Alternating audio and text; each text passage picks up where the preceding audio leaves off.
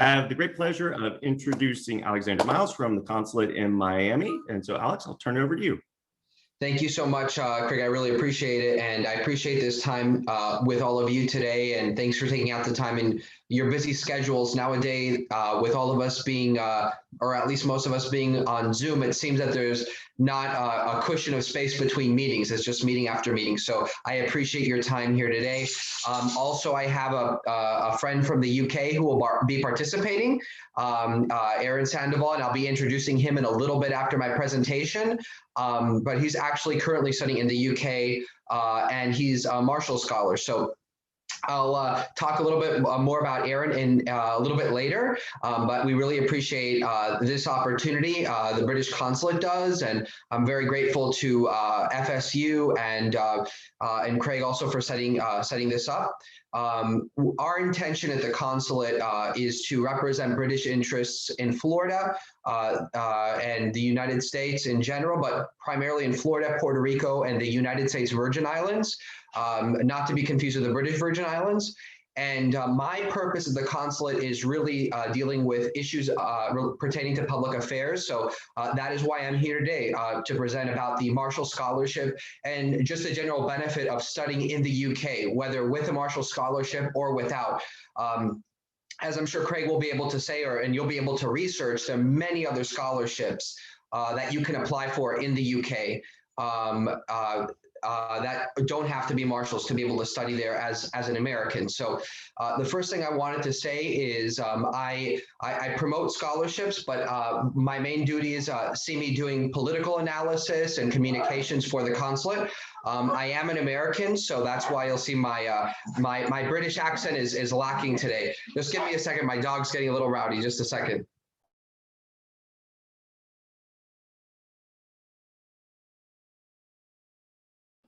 I will jump in and vamp for just a second. And just to echo what Alex says, it's so important as you start considering graduate study in the UK, for me in my role in the fellowships advisor, to think about programs like this as tools of exploration as well as actual scholarship applications. And so just keep that mindset. And while he's talking this through, is we really want all of you to consider and explore what it would be like for you on your path to pursue graduate education in the UK. I was vamping. Back to you.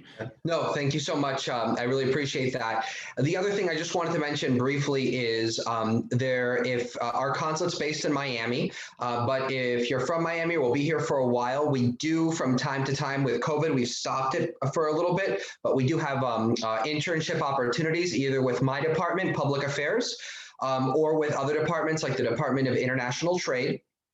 And so there are opportunities to connect. I'm an American, but I'm working with the British Consulate because of the special relationship, that unique historic relationship between the US and UK that was really forged out of the world wars, but started much earlier because of shared language, culture, and history. So with that being said, that's why I'm here today. And it's my intention to really get the word out about the Marshall Scholarship in Florida and talk a little bit more about it. It seems folks are more familiar with other scholarships, but Marshall's a very prestigious one, and it's one that I personally try to promote throughout my patch here in Florida. So it's a pleasure to be with everybody here today. I found myself in the Tallahassee area a few years ago presenting at FAMU, Florida Agricultural Mechanical University, not too far from your own. And so it's a pleasure to be able to speak with all of you from FSU. With all that being said, I'm going to get into the slide right now, and at the end there'll be a time for questions for both myself and Aaron after Aaron speaks. So I will go ahead and share my screen now to set up the presentation, and we'll move from there. We'll move on from there. Here we go. Okay, perfect. Now, you'll no doubt see that it says 2020 cycle. I'll be updating you on the numbers, but this PowerPoint is up to date. Apart from that, so please don't worry when you see that it's more a testament to my lack of PowerPoint skills than anything else. So as you can see, the British government is a promoter of the Marshall Scholarship. I'm a representative of the British government here today. And then you also have the Marshall Aid Commemoration Commission. So I'll get into all that in a little bit. So a little bit about British universities, and obviously keep this in mind when you think about studying in the UK in general, not just for Marshalls. They are world famous. 4 out of the top 10 universities in the world are located in the United Kingdom, UK. They're conducting cutting edge research. One of the first places to start really releasing the COVID vaccine was the United Kingdom. So UK university researchers gain more citations and usage per article and write more articles individually than anywhere else in the world in many different fields of study. Employ innovative teaching methods. So they combine practical learning with lectures and seminars. So there are a lot of different ways that you can learn while you're there. And then the experience is really unforgettable. It's a really will leave an impression on your life going forward. The UK has the highest international student experience satisfaction rating for English-speaking countries, which is great at over 90%. And behind you, you're going to see a library, as you'll find in many British universities. I had the pleasure when I was younger of visiting Cambridge, and I was in a library much like the one you can see in the slide that I'm presenting on. So Marshall Scholars. So Marshall Scholars are really from any line of work, but they can be public servants. So 2 Supreme Court justices are Marshall Scholars. You can see their names right there. Justice Gorsuch and Breyer actually are Marshall Scholars. And among many other folks in the line of public service, but as you'll see, there are many more folks that also have the scholarship or partaken of the scholarship and weren't necessarily involved in public service. So you can see below, Reid Hoffman, the founder of LinkedIn, is a Marshall Scholar, among others. So entrepreneurs and innovators as well are also folks that participate. And then also authors, musicians, and filmmakers. So when we talk about the arts, this is an area that the Marshall Scholarship also embraces. And folks from all different application categories can apply. So it doesn't matter what your field of study is. You will not be overlooked if you have a compelling story to tell to the committee. Scientists, astronauts, and explorers. So as you can see, NASA astronauts are Marshall Scholars and have learned from their time studying in the UK. And this scholarship is obviously it's a scholarship for advanced studies. So we're talking about master's degrees and doctoral degrees. That are covered. The Marshall Scholarship is a scholarship of diverse alumni. Over 2,000 come from academic, cultural, and socioeconomic regional backgrounds, all for the purpose of creating a more inclusive applicant field and community after their participation in the scholarship. You'll see a photo here with some students at the British Ambassador's reception hall in Washington, D.C., with the former ambassador in the middle now. Our current ambassador is doing a great job, and we're still promoting Marshalls, and that's been something we've been doing since the scholarship's inception, which I'll speak about in just a second. So I spoke about the scholarship being around for a while, so here we go. The scholarship started, really the idea for it began right after the Second World War.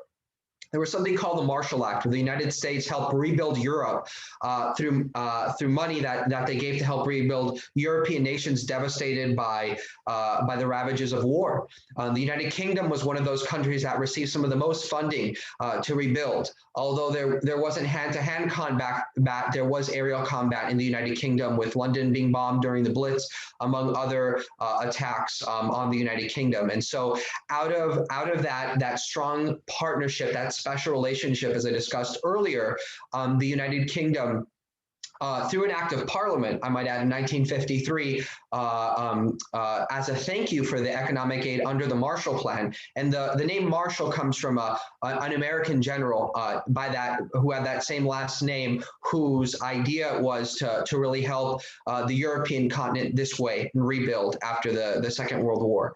To enable intellectually distinguished young Americans, again, continuing to build those future bonds with new Americans in that connection with the United Kingdom on a cultural and government-to-government basis, and also on an intellectual basis and creative basis, to continue to build that camaraderie, if you will. And the purpose was that these would be folks who would be leaders in their field, whatever the field that was, to help build the special UK-US relationship into the future through studying in the UK, to contribute to the advancement of global science, technology, and the humanities, social science, both in Britain, the US, and throughout the world. Just using LinkedIn as a brief example, obviously it's a great example of how the world has profited from having a service offered like that.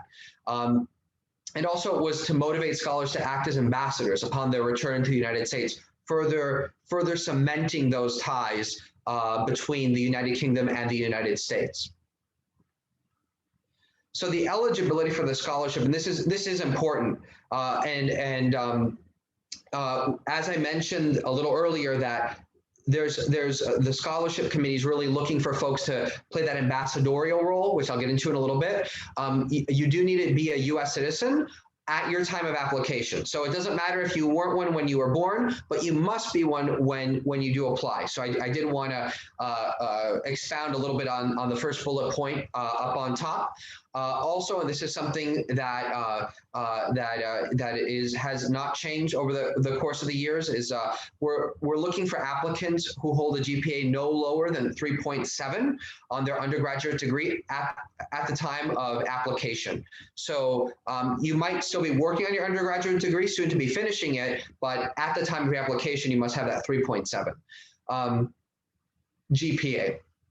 You must hold your first undergraduate degree from an accredited four-year U.S. institution by September of 2021. So what I had mentioned at the beginning is that some of these dates might be a little off. So for that third bullet point, instead of September 2020, September 2021. So if you're taking notes, please make sure to note that. And all this information is available on the Marshall Scholarship website. So it's marshallscholarship.org, but I'll repeat that at the end of the presentation for those taking notes. Have graduated from your undergraduate college or university after April 2018. Keyword, key number 18, not 17. So again, April 2018. And then finally, not have studied or hold a degree or degree equivalent qualification from a British university or GCSE or A levels taken at a school in the UK. Study abroad is fine. So you could have gone to the UK at FSU and studied abroad there. That wouldn't preclude you from applying for this scholarship. If anything, I would say that would make you a more enticing candidate to the committee, because you've already experienced the UK in a small extent, and so you understand it more better than someone who hadn't been there. So again, that's more for folks who have done advanced studies there already. That would not preclude anyone from who has participated in a study abroad. So the application regions. Students can apply from one of two possible regions. So their permanent home address and the location of their undergraduate institution. I and the Consulate General reside in the city of Miami in Florida. Obviously, Florida State is in Tallahassee. So we fall under the jurisdiction of the Southeast, in which case the interview would be conducted in Atlanta, Georgia. In case you're wondering who would be paying for your flight to Atlanta should you be selected as a successful interviewee, that would be funded by the Marshall Committee. So you would not need to pay that flight out of pocket. And we, as I mentioned, would fall under the Atlanta Consulate for the interview in the Southeast area. Now, if you're from Texas or Washington State, or Pennsylvania. As you can see on the map, they're different application regions. So you can make the determination with your scholarship advisor and or connections you have at the Marshall Committee to select where you apply from. Applicants are selected from these regions throughout the U.S. And it might be advantageous to apply to a certain region, from a certain region, I should say. Maybe it would be better to apply from the Southeast rather than applying from the Texas region if your home address is in Texas. But again, you'd have to seek counsel there on that, and it depends on your qualifications. And it would be best to speak with someone who's looked through a number of those applications for the regions you are considering. So you have that ability to select two regions, to choose from two regions. Application components. So when you're putting together your application, you have the basic short form answer, essays, your transcript, your university endorsement, and 4 letters of recommendation. I was speaking with the rest on the Zoom meeting a little earlier about letters of recommendation. So it's important to have those 4 letters of recommendation from folks who will be able to speak to your qualifications. So I mentioned a little bit earlier this idea of ambassadorial potential. I'm going to get into that now when I speak about the selection criteria. So the first of the 3 pillars of the selection criteria that the committee looks at is academic merit. By that we mean evidence of strong and relevant academic background. Again, this goes back to the 3.7 GPA requirement for this scholarship, knowledge of the proposed course of study and supervisors, quality of your program of study, and I'll get into that in a little bit about program of study a little later. And then quality and breadth of recommendations. So making sure that those recommendations are diverse and laid out. So let me go on to the next one, ambassadorial potential. Ambassadorial potential is important because it shows that you'll be a good representative to help build the UK-US relationship into the future, that you'll be an advocate for that relationship. And that's one of the main reasons that this whole scholarship will start in the first place. So knowledge of the US-UK relations, transferable extracurriculars, ability to engage with others. So being able to engage with others in your field and outside of your field, and then confidence and ability to seize opportunities. To look forward into the future and see this as something that's going to help support you and what you're trying to do with your career and how you see yourself contributing to this relationship and obviously to the global community, as I mentioned earlier. There you see some students behind the Prime Minister's house, number 10 Downing Street. These are Marshall students who had the opportunity to visit. Leadership potential. So ability to deliver results, strength of your ability to follow through with what you've set out, having that conviction, the strength of purpose and what you know you want to do, and then creativity, thinking outside the box, being creative with how you use your skill set, self-awareness to understand where you can fit in the best with your skill set and how you'll use that self-awareness and helping to not only forward your own career, but the special relationship in general, and then demonstrating courage. You know, you're going to a foreign country, even though they speak English, you know, you're taking this step, show that you're ready and willing to step up to this opportunity. And it's something that you're really embracing is what they're getting at when they talk about demonstrating courage. The value of the scholarship is right here. I'm just going to leave this up very quickly. I'm just going to go let my dog in. So if you please forgive me, I will just let me mute myself. Sorry about that. Let's see here. I'll jump in here too. Just a couple of things I could follow up with from the campus perspective. I'm always absolutely ready and able through all of this to follow up with you specifically on the things that you'd be interested in. But 2 points. One is with recommendations, absolutely. The sooner you can start talking about recommendations, the better. That's one of the most important key pieces for anything that you're doing moving forward. And so for anybody that's here, that's maybe even a first year, it's never too early to start building those relationships. And the second piece is about region selection. I have a lot of thoughts and experience on that. I've been doing this a long time. I actually have been on the committee and I know the committee chairs. for each of the 8 regions, and I've had a chance to talk with all of them, and I sort of have a sense of the composition of the region and what they usually get. So actually, you guys are very lucky, if I do say so myself, that I probably more so than many campus advisors have a handle on the different regions for Marshall. Thank you, Dr. Fleer. And I would just echo what the doctor said. He is very knowledgeable when it comes to this. And from doing this for a couple of years now, I've been working for the consulate for about 4 years now. Not every university is blessed with scholarship advisors who know about this scholarship and can advise and guide. So definitely take advantage of his expertise and connections.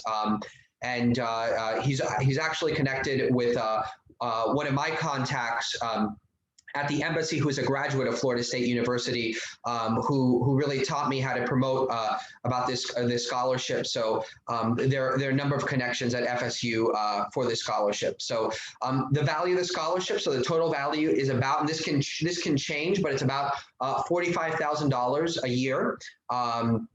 That includes full payment of tuition and fees, covers your airfare to and from the United States, claimable allowance of up to $4,100 for books, approved travel in connection with studies, travel between places of residence and graduate institution, cost of thesis preparation, shipping property to and from the United States. So that's really important. And then also you'll see living allowance at rate of. So I'll get into this a little bit later, but in London, you're going to get a little bit more for your living allowance, $1,750 versus $1,427 for other parts of the UK, and that's important because the cost of living in London is a little bit more steep compared to areas outside of it. So with that being said, I move on from here. Let me see here. Okay, so your route maps. Apply for one of 2 different academic timelines, and this is where I'm going to get into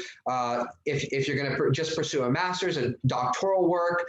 I know Aaron will have some interesting bits to add in here because he's currently studying at Cambridge, and I think if I remember correctly, he's going to be going to King's College in London and leaving Cambridge for further study along with his Marshall Scholarship. So I'm really looking forward to what he has to say about that. But with that being said, I'll speak a little bit more to this about route map. So the first year of the scholarship, it's the first year can be scholarship can be a 12-month master's degree, whether taught or research, and there are no extensions to that. Then there's a 2-year scholarship, which is two one-year masters at the same or different universities, or 2-year masters, 1 2-year masters, excuse me, at the same university, or at least 2 years of PhD work, either taught or research. And then there's also 2 years with the possibility of a 3rd-year extension. So that would see you doing one of 3 things: completing the 1-year master's and starting PhD work for 2 years with a scholarship, or upgrading from a 2-year research master's, or continuing 2 previous years of PhD work. The 3rd-year funding is possible but not guaranteed, so students must apply for during the 2nd year. And the website will have more information there. And again, that website's marshallscholarships.org is the website. And moving on, so just tips for choosing your UK university. This is a no-brainer, but it should be reinforced, is do your research. Why choose to apply at a university matters greatly to the selection committee. Conduct thorough research on programs in your academic field and choose a school you believe will best support your academic and professional goals. So if you're studying drama and you love the idea of studying in London, but there's a school in Belfast or Edinburgh in Scotland or Northern Ireland, respectively, that have very well-formed and shaped drama departments, the fact that you might apply to one of those schools could help your case, because with that, you're saying, I'm applying to this school in this part of the UK because of their department. So it would demonstrate not only are you thinking ahead, but you're doing your research in the present. And also, many people apply within the London area or to Oxford or Cambridge, I by no means want to deny anybody or make anyone think they can't apply to those universities or universities in that area. Please do, by all means. But what I can tell you is many people don't. So therefore, if you apply to other universities, you might be able to make a more compelling case to the scholarship committee and have a very interesting experience all around. So do your research. Think about what you're applying for. Speak with your academic advisors like Dr. Flair. Make sure you do those things. Talk to your UK professors. So if you found a university and you say, I want to go to this university, try to see if you can set up a Zoom meeting or a Skype call or just email or a phone call with professors and universities in the UK.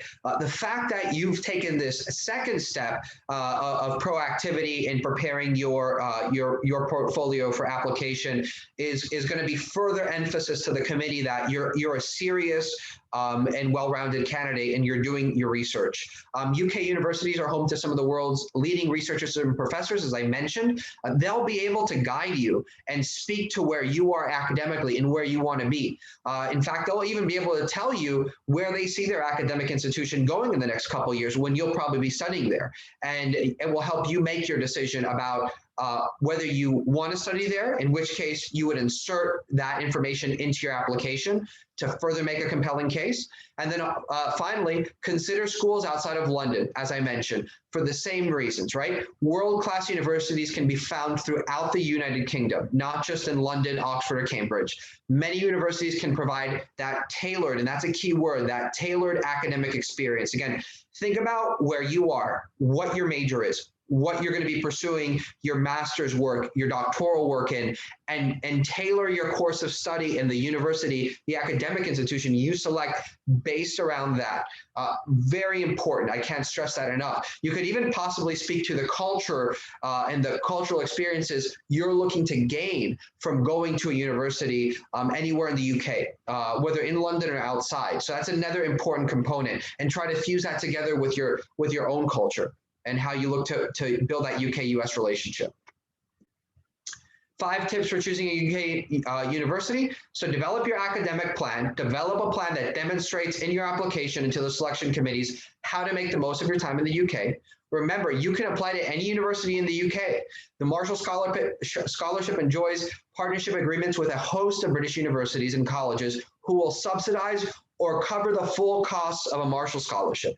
This effectively allows you to apply for any university in the country. The more Marshall Scholars go to partner schools, the more scholarships the committee is able to offer on a yearly basis. And if you go to a university that maybe not a lot of Marshall Scholars have gone to, that would further advance your case because it would show that US-UK connection just deepening with a new academic institution in the UK. And just like the UK wants to build that relationship with the new group of young Americans, the UK also wants to understand young Americans as well and have British citizens learn about the US as well. So it goes both ways. And so if you can apply to a university that matches up with your course of study and possibly outside of London, Oxford, and Cambridge, it will further help to make a compelling case for you. Here you can see a number of partnership schools. I'm just going to pause briefly just to take a quick coffee break, but I want you just to have a peek at some of these schools here. These are schools across the UK. This is not a complete list. A complete list can be found on the website I gave for the Marshall Scholarship Committee, which I will repeat in a little bit. So just moving on, this is the selection process and timeline. So the first week of October is the application deadline. By the end of October, the shortlist meetings start.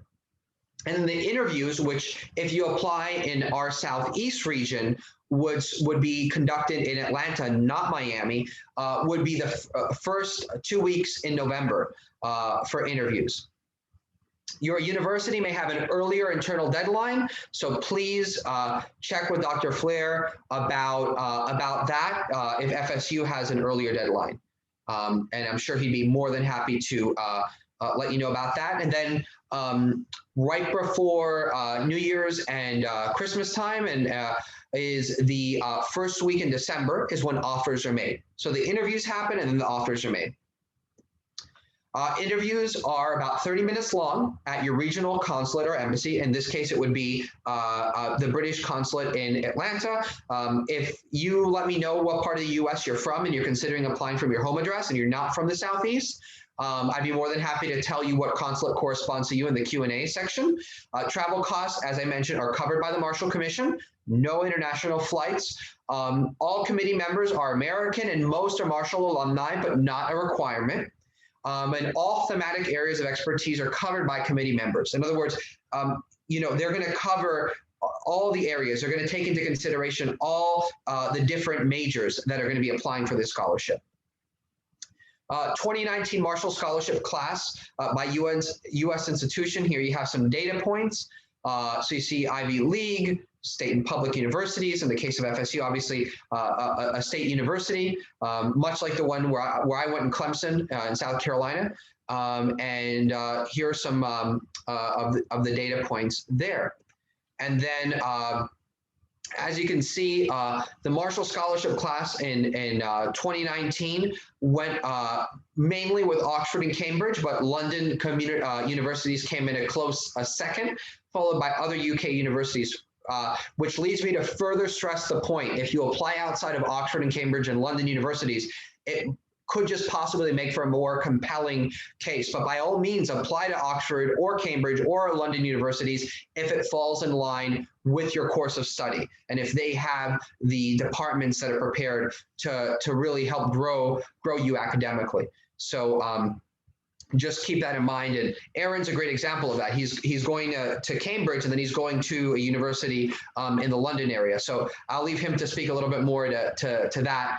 But in terms of resources, you can find more at your Visit University's Fellowship office and marshallscholarship.org. The website's right up there that I've been repeating just a bit. Also, if any of you have a Twitter account, Marshall Scholar is a way you can follow on Twitter. And then my information, there's my email. Please feel free to screenshot or write down whatever may be your preference. And we also at the consulate in Miami have a Twitter page. So it's UK and Florida, which happens to be the same handle for our Instagram. So please feel free to follow us there. And if we do have any internship opportunities available in the future at our consulate or work opportunities, we will post to our Twitter and our Instagram pages at that handle, UK in Florida. And I would love to receive any questions you might have to my email.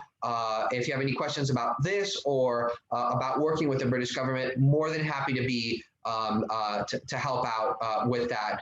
With that being said, that concludes the presentation. I would, before I answer any questions, like to continue my introduction of Mr. Aaron Sandoval, who's tuning in from the UK, specifically Cambridge today. And so I appreciate him staying up a little bit later, given the time difference, and participating. He has been amazing, and he's actually from Florida, but I won't steal his thunder. And Aaron, I'd just like to hand it over to you to talk a little bit about how you found out about Marshall's, your course of study, and what it's like studying in the UK, especially in this time of this pandemic time. So without further ado, thank you. And please, Aaron, we'd love to hear from you.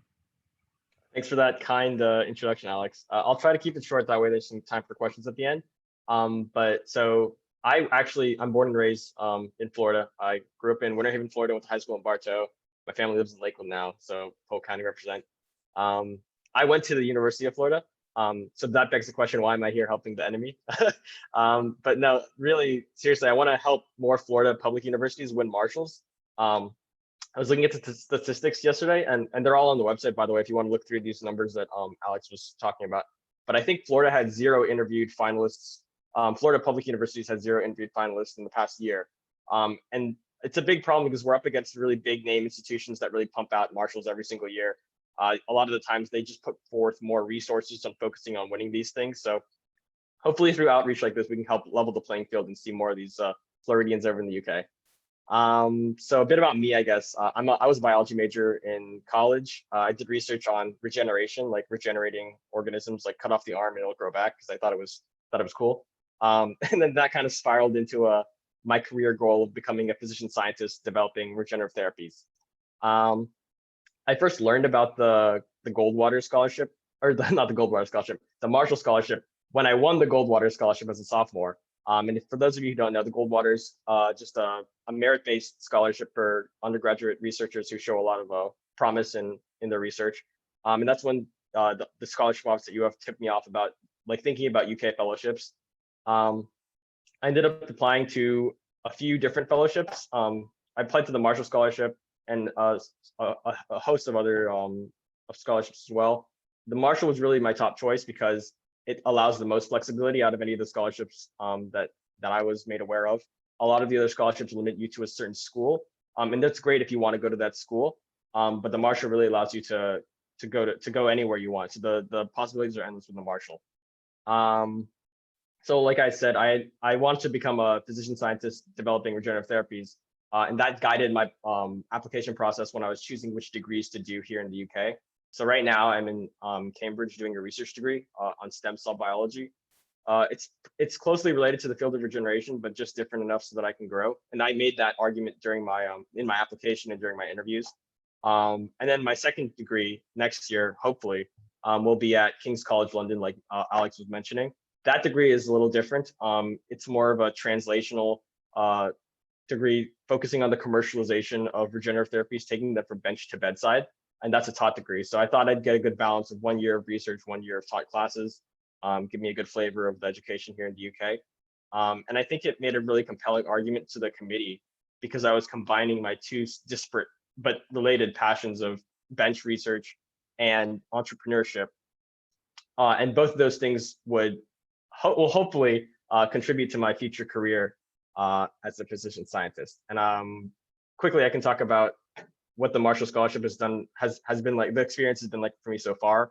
So just winning the scholarship before I even got to the UK, it helped me land a job, actually a summer job in venture capital, which is notoriously difficult to break into if you don't know, like have a connection. And just having the scholarship and having the network of scholars that I could call upon really helped a lot. And when I got to Cambridge, I actually ended up working in another, I'm working right now in another similar job in venture capital. And the CEO of the company is actually a Marshall Scholar, a past Marshall Scholar. So the network, alumni network is really huge.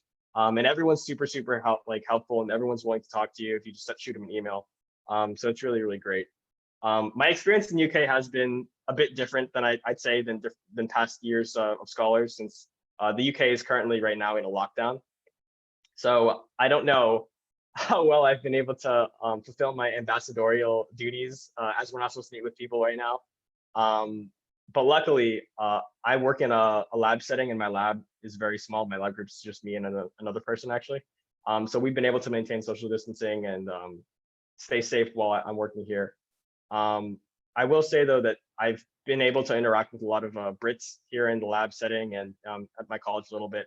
And not just British people, but really internationally speaking. Cambridge in particular, which is where I really only have experience with, it has a very international flavor. Like, for example, on my flat, or my roommates are like, one's from the US like me, but then one's from Germany, one's from here, the UK, one's from China, one's from Japan. So you get a really nice diverse cultural experience coming to the UK. And yeah, that's basically it. I'm happy to answer any questions you guys have, and I can provide my email if you guys want to shoot me an email or anything like that. And if you guys don't have questions, I can just keep talking, but I'll pause for now and let anyone ask some questions. Thank you, Aaron. Yes, if anyone has any questions, please, Aaron and I are both more than happy to answer them or speak a little bit more, just in general on a certain topic that we mentioned. And I would also just mention, it's a small enough group that do not feel like you need to use the chat, but just unmute yourself and just ask the question. I think we've got a reasonable number of folks here, and so that way they can connect some names and faces with folks.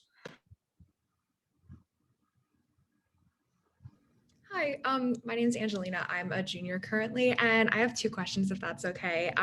With the letters of recommendation, since there's 4 of them, do you want a certain percentage to be from professional experience and some to be from professors, or does it really matter, just whatever is the strongest, I guess?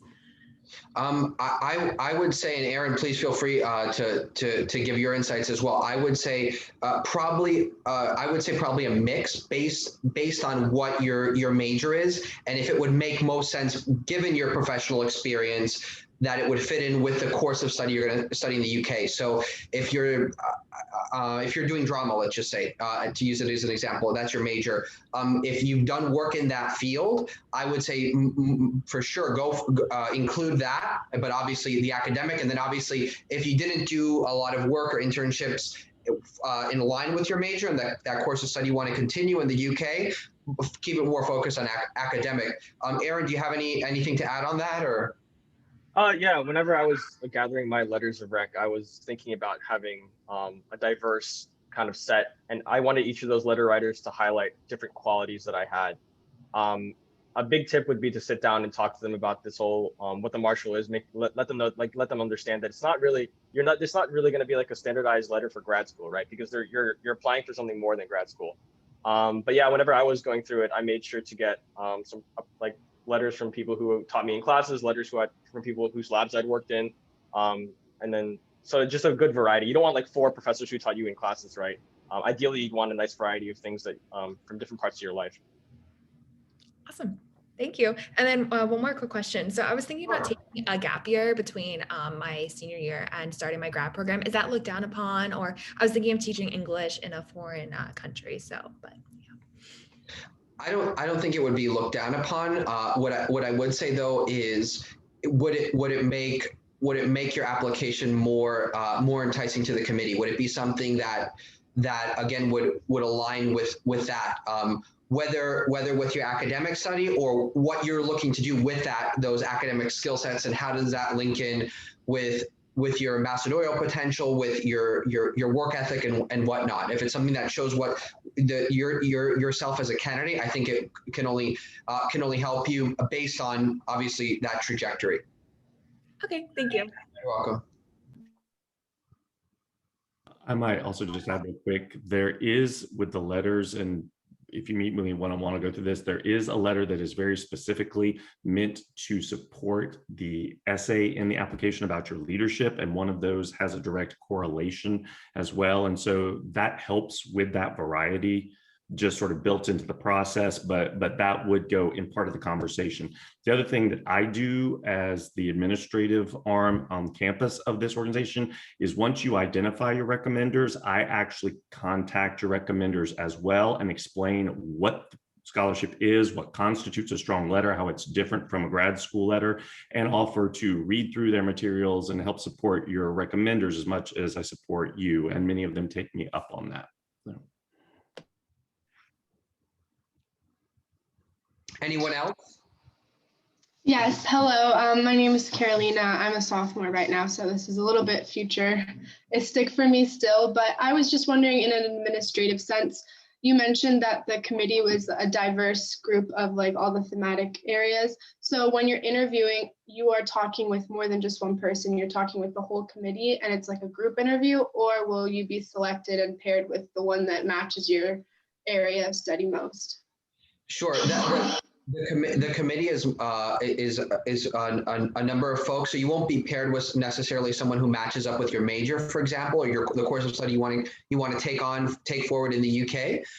But what I meant by that is that everyone's represented. There's an understanding of the different lines of study, and sometimes folks get confused. And I really wanted to stress this in my presentation. I'm not sure if I did or not. That you can really apply from any major. Sometimes folks say, "Oh, well, 2 Supreme Court justices did the Marshall Scholarship," and many people have asked me during my presentations of, "Hey, Alex, is this just like for people who want to study law?" And I said no. Or people who want to become a public servant. I said no. It's really it doesn't matter what you want to study, and that's taken into consideration by the committee. So I hope that answers your question, Carolina. In terms of the interview experience, that's actually a great question. And Aaron, I don't know if you mind me putting you on the spot, but would you a little bit to what that was like for you being interviewed and how that went? Because I think this is a great opportunity given your presence. Yeah, sure. It's still fresh in my mind, actually. So I'm happy to talk about it. So I can only speak to the Atlanta committee because that's where I interviewed. And actually, like Alex was saying, regionally, they differ pretty. I was surprised at how much, talking to my friends who interviewed at other places, it differs kind of significantly. But for Atlanta anyway, when I walked in, I was surprised at how many people were. It was like a long table where they're sitting. This past year, it was all on Zoom, so I don't know how that worked out. But whenever I interviewed, there was a long table. There was like, I want to say like 8 people. There was too many people to count for me to count, and I was like kind of nervous. But there was a lot of people in there. And mostly they're professors from like different universities across the Atlanta Southeast region. I will say though that the interview was, for me and for my friends who interviewed at the same time as me in Atlanta, it was cut up kind of into 2 parts. Like, so the first part, they start with a softball question. So just like ask you something like, oh, talk about this experience. So it's like really easy. But then they pair you with someone who's supposed to be a technical expert in your field. So, and it's hard for them to do that because they only have a certain amount of people on the committee, and you can literally come from any background and apply for this scholarship. So I was paired with a professor in chemistry. So I was expecting him not to ask me any hard bio questions because I was thinking like, there's no way he knows anything about bio. I was really wrong about that. He knew a lot about bio, and it got pretty technical. We got really in the weeds. And I remember the other professors kind of like, you could tell they kind of zoned out, and one even mentioned like, yeah, I have no idea what's going on. But this one professor that was doing the technical portion interview, he definitely knew his stuff, and and the questions were difficult, but they were tailored to me, so they weren't difficult, if that makes sense. So like if somebody else here had my questions, you probably not know any of them. But because it was my area of expertise, supposedly, I was able to answer them pretty well, I think. And then after that, the second portion of the interview was mostly just talking more about my experiences broadly. And that's when the other members of the committee started chiming in and asking questions. And then I guess a third part would be they asked about the UK politics, British affairs. They were kind of gauging how much I knew about that. And yeah, that was basically it. I mean, it could be pretty nerve-wracking, but, and I remember in preparing for it, I've talked to quite a few people who had interviewed in the Atlanta committee, and they were all, some of them shared with me some questions that they got, and it sounded like words I'd never heard of before, but I wouldn't let that scare you. That's just because it's not your wheelhouse, and they'll really tailor the interview to your interests. I think really the point of the interview is just to make sure that you are who you say you are on paper, and just to get to know you and make sure that you're not like a robot or a zombie or someone weird. But I quite enjoyed my interview. They were all really nice people. But yeah, it was kind of technical. I'll say that. That was my experience. That's great. I just wanted to, Carolina, just come in real quick after what Aaron said. I think what he said at the end was excellent. They really want to see who you are, who you say you are on paper. If you're getting called to this interview, you've already crossed the major hurdles. This is just to really, it's a final sift. So if you're there, you're already in a very, very great position already. And look, there's going to be pressure with anything whenever you're interviewed or test or whatnot. Just be prepared for it. Speaking with folks like Aaron, speaking with your scholarship advisor before and also understanding that there will be a group of people for this committee. And one other thing he said I want to emphasize is it's fairly the same process, but obviously there are different areas where you apply. So if you apply in the New England area, you would go to the Boston consulate, or around Texas, Oklahoma, New Mexico, you'd be going to the consulate in Houston, Texas that we have there, et cetera, et cetera. So I hope that that helps. If you have any more questions on it, please, we'll be more than happy to answer those. Yes, thank you. That was really thorough. I appreciate it. You're welcome. Yeah, I'm very grateful to have Aaron here, because this is my first time actually doing a presentation with a current Marshall scholar who's in the UK. So I guess that's a benefit of everyone using Zoom nowadays. So yeah, excellent. Well, does anyone have any more questions, comments? My email was provided earlier, and obviously the Marshall website is available around the clock, and more than happy to answer questions at another time as well if there are no more questions for today. What I might do is a wrap up also, and Aaron, see if this is okay with you, but in the follow-up email that I will send out no later than beginning of next week, honestly, just throwing my schedule and to give us time to get everything ready for you guys will probably be beginning of next week. But I'll include Alex and Aaron's emails in that email, if that's okay. And so that way you can reach back out to them if you have specific questions, or if you ask me a question that I can't field, it's always good to have somebody that you can send it to that knows the answer to it. So if there were no other questions, good. So Alex and Aaron, if you're good, I'd just like to thank everybody for coming, and thank you, Aaron, for finding some time and staying up a little late. I hope you had some coffee. And Alex, thanks for reaching out and spending some time with our students today. And we hope to do this again in the future. We sure will. Thank you so much, and thank everybody who's here today. And we'll be in touch. Thank you. Thanks, everyone. Have a good afternoon.